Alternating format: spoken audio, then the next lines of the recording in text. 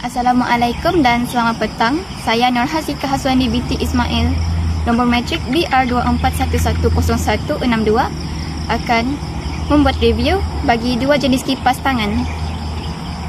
Satu dari jenama Vito, satu lagi dari jenama Jitsu Life.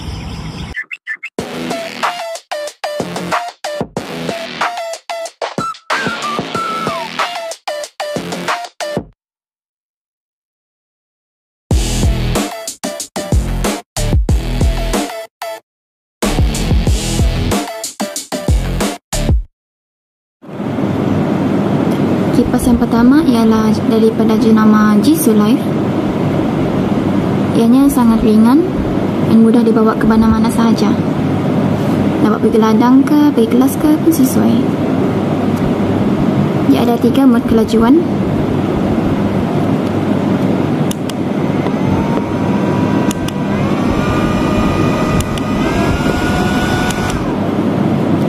Dan dia ada handstand untuk menstabilkan ia bila kita letak dekat atas meja. Second one is from Vito. Saiz dia pun lebih besar dan sama juga seperti Jitsu Life, dia ada stand untuk menstabilkan dia. Kelebihan yang ni pula ialah kita boleh letak phone dan dia ada 5 mod kelajuan.